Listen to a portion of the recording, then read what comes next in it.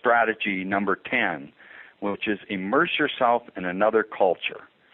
And we're going to examine how culturally diverse a typical week is for you. So what I would like you to do is to, I'm assuming you got something to write with, is start to think about all of the people that you surround yourself with, that you participate with. Not just that you know, because unless you live in South Dakota, most of us in any urban area live, there's a lot of diversity. There's color, there's a lot of diversity around us. But I'm talking about the people that you participate with. Start to make a list of that and examine how diverse it is. So I'm just going to give you a minute to write about, look into your life and think about all the people you hang around with and actually participate with, and kind of make a few rough notes of the diversity. Like here's a gay couple that I hang out with. Here's a person of color. Here's a I go to the boys club and I hang out with a bunch of skateboarders. Or give you a minute to think and write about this.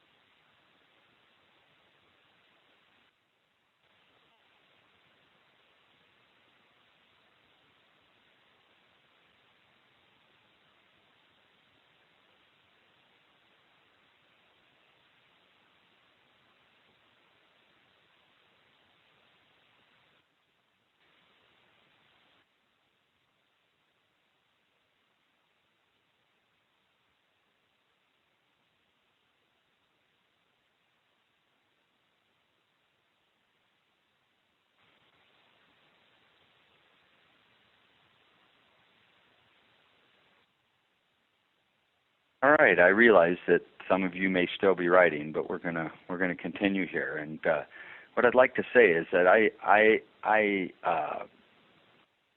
assume, or I predict, that's not a prediction, I guess I assume that most of you don't have much cultural diversity.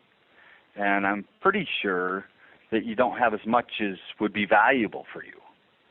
Now, I want to begin to look at, well, what is cultural diversity?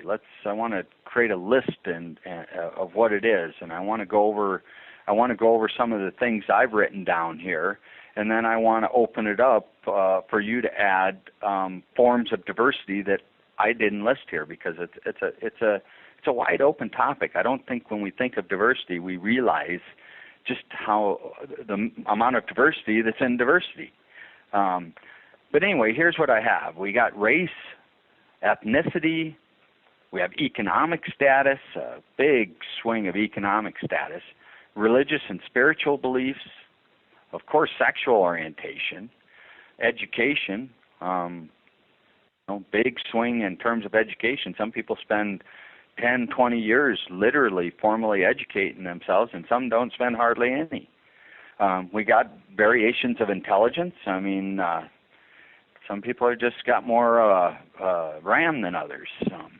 We got diversity in terms of age, political affiliation, country of origin, countries of residence, health. I mean, we got people that are extremely healthy and can run 20 miles, and then people that have a hard time getting out of a chair for one reason or another.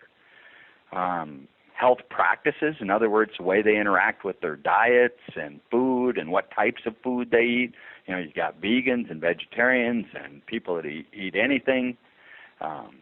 Alcohol and drug use, there's a lot of diversity there. Hobbies, oh my goodness. Probably has 20 different hobbies that represent billion-dollar industries or more in our country. Sports, my goodness, enormous diversity of sports, not only in our country but worldwide. In fact, what we call football, most of the world thinks of something completely different. Most of the world thinks of football as soccer, and we think of it as really big guys tackling each other. Ball's not round either. Traveling, career. So there are some of the ideas that I've got, but just to expand this topic further, and let's add whatever else I missed that you were thinking of. Great. Bill, I just got one, is committed couples or married couples, people that are couples, and people that are single. Right. So whether or not you're in a committed, there's all kinds of relationships you can be in. Yeah, and then I even just thought of, because I live in Northern California, there's people that are in relationships, committed relationships with more than one other person. Yeah. Oh, so there's states where that's fairly common. Right. And I don't, California isn't the first one that comes to my mind, but. That's right. Great addition.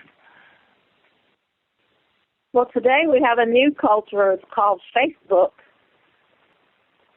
Social media, and there's a tremendous amount of diversity within social media, and it's growing and expanding at such a rapid pace it's hard to keep up with.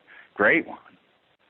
There's all kinds of ways that we make money. Some of us work for people, some of us work for ourselves, some of us take it from other people, either overtly or not so overtly. Yeah, there's an enormous amount of diversity in how we get money to pay for our lives. Diversity in music, I can remember how much our friend Klaus, how much diversity he added. That guy had music from every corner of the earth, and he'd share it, and man, that was cool. And so now, please continue to expand this list, because when we talk about diversity, cultural diversity, we see how diverse it is. And the idea in this strategy is to have more of it in our lives. So in a bit, we're going to do a little bit of an exercise around this to do some thinking. But I wanted to tell you my story because I grew up in South Dakota, where it's very white here. There's a Native American population, which is very sweet, and but there's getting more and more diversity. I live in Rapid City. There's an Air Force base, so there is some some diversity in terms of race here, but very little. It's just snow white.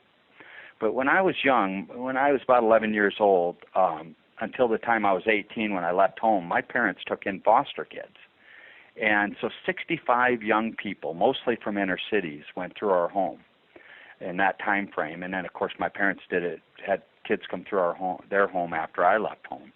But mostly these young people were African American, Hispanic, or Native American, and most of them were from troubled families. There's a place in the Black Hills called the Conservation Corps, and when a juvenile gets in trouble in an inner city,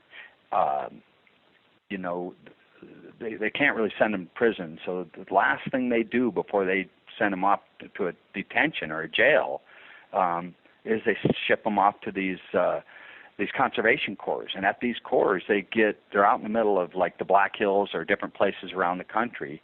They have these young people get a GED, finish your education, and they provide a trade for them, and then they pump them back out into the world and hope that they're successful. And so this is where my parents got them.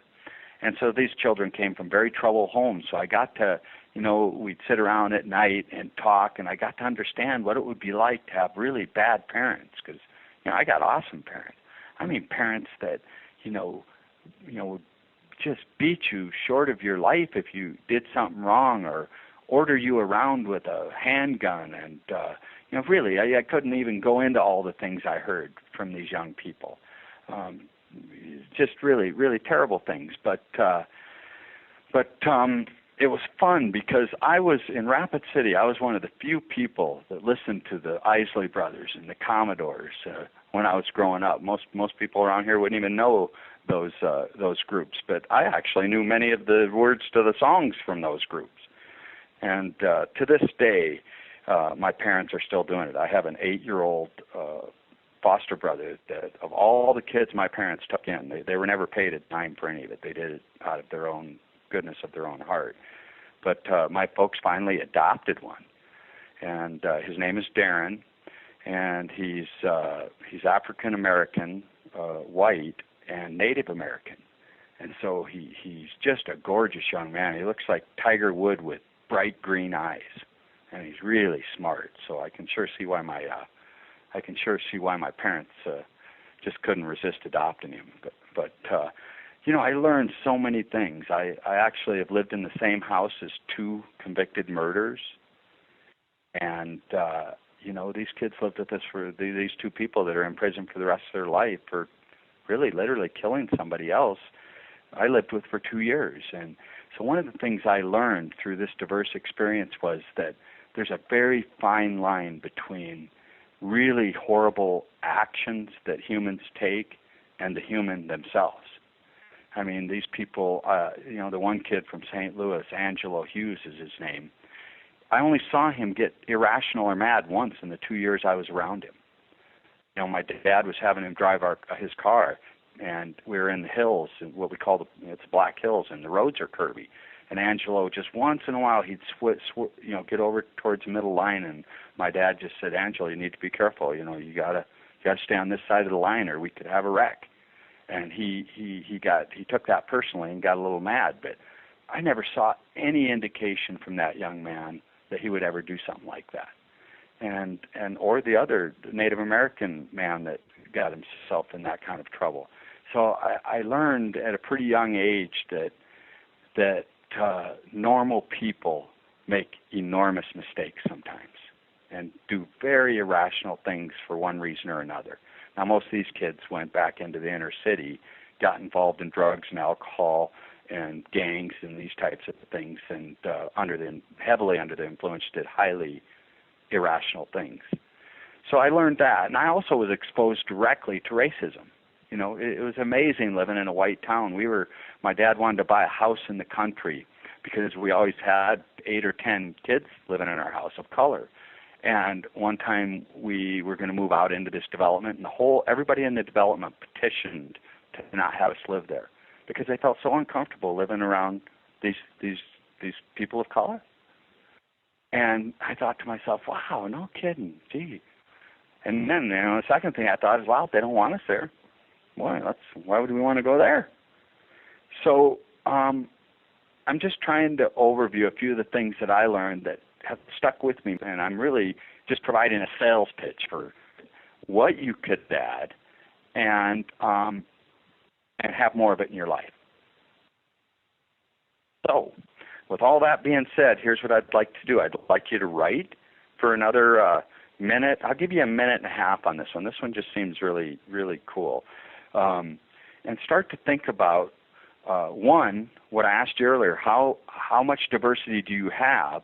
And then the second part of the question is where could you imagine having, adding more diversity? Do you know somebody that's kind of reached out to you of color, or do you know somebody that, that some situation that would add diversity that right now you're a little uncomfortable with, that you could experiment here?